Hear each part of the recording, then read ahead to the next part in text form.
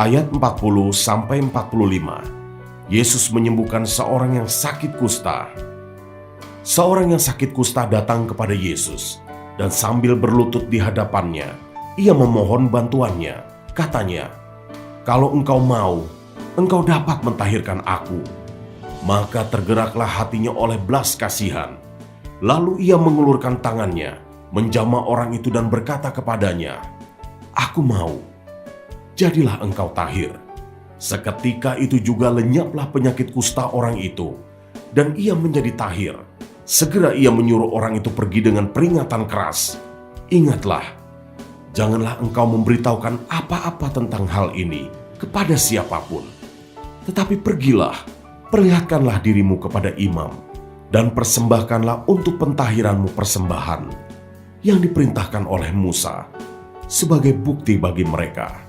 Tetapi orang itu pergi memberitakan peristiwa itu dan menyebarkannya kemana-mana, sehingga Yesus tidak dapat lagi terang-terangan masuk ke dalam kota. Ia tinggal di luar di tempat-tempat yang sepi, namun orang terus juga datang kepadanya dari segala penjuru.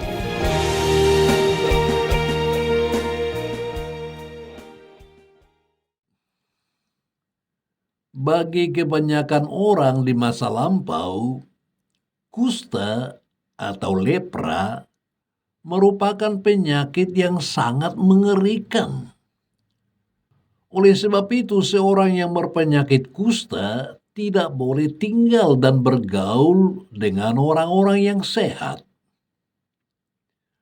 Mereka dianggap najis oleh hukum yang berlaku. Setiap kali mereka berpapasan dengan orang, mereka harus berteriak, "Najis!" supaya orang dengan cepat bisa menyingkir. Dan bagi orang normal adalah haram hukumnya apabila mereka menyentuh orang kusta. Setiap penderita kusta tidak boleh tinggal dengan orang yang normal. Mereka harus tinggal di gubuk-gubuk atau goa-goa yang terpencil, yang jauh dari pemukiman masyarakat. Sebab selain menurut hukum mereka adalah orang-orang najis, penyakit kusta adalah penyakit yang menular.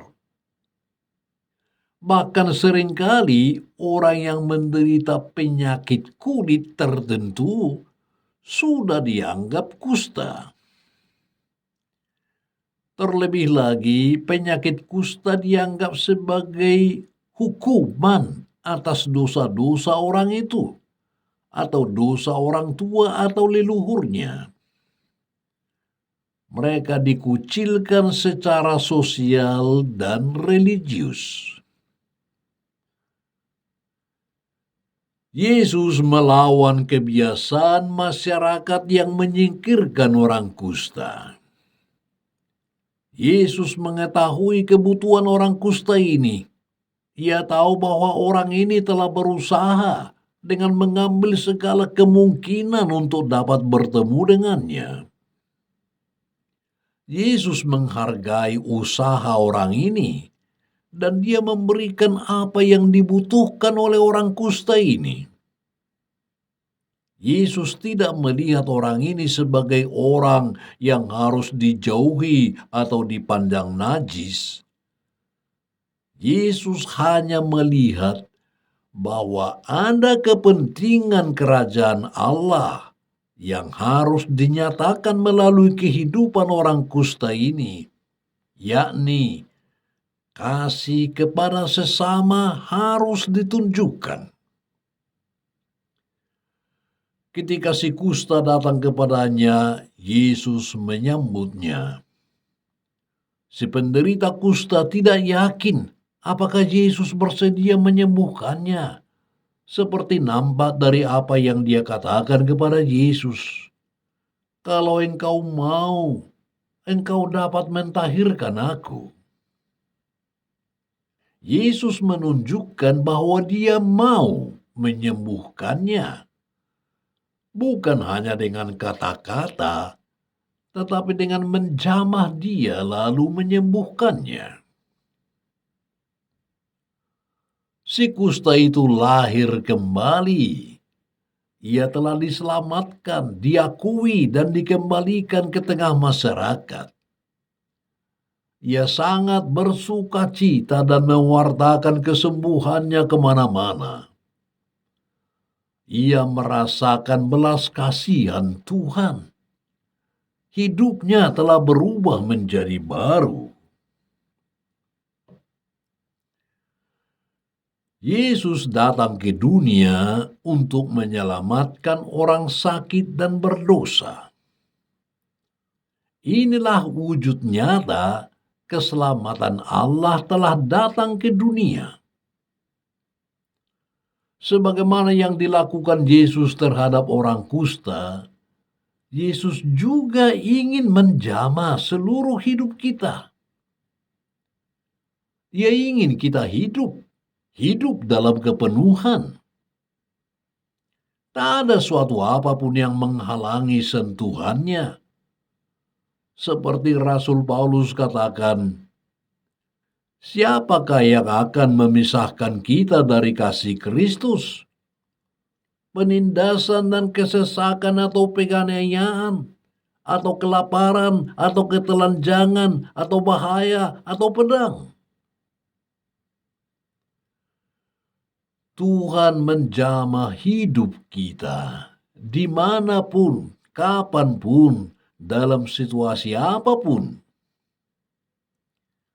Yang dibutuhkan hanyalah inisiatif dari kita, membuka diri, mendekatkan diri seperti si penderita kusta. Janganlah kita datang kepada Yesus di saat kita butuh saja, atau di saat minta penyembuhan. Kita harus datang kepadanya setiap saat. Karena Yesus hadir dalam hati kita masing-masing, menetap dalam diri kita, agar kita selalu beroleh kasih karunia dari Tuhan. Kita adalah pengikut Kristus.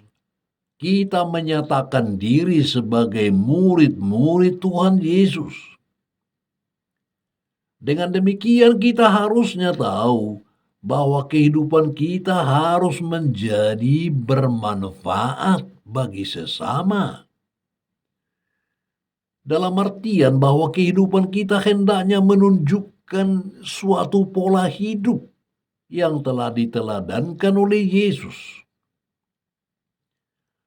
Hanya dengan mencontoh kehidupan Yesus, kita dapat menjadikan kasih menjadi sesuatu yang paling utama dalam kehidupan kita. Hidup Kristus harus menjadi hidup kita. Dengan menghidupi Kristus, maka kita dapat menunjukkan bagaimana hidup kekristenan yang sesungguhnya. Bila kehidupan Kristen kita adalah kehidupan yang menunjukkan cara atau pola hidup Kristus, maka hidup kekristenan kita akan dapat menghasilkan suatu perubahan Kristen yang berkualitas. Ini berarti tidak ada hal lain yang dapat membuat kita menjadi seorang Kristen yang sejati selain bagaimana kita hidup mengikuti cara hidup Kristus.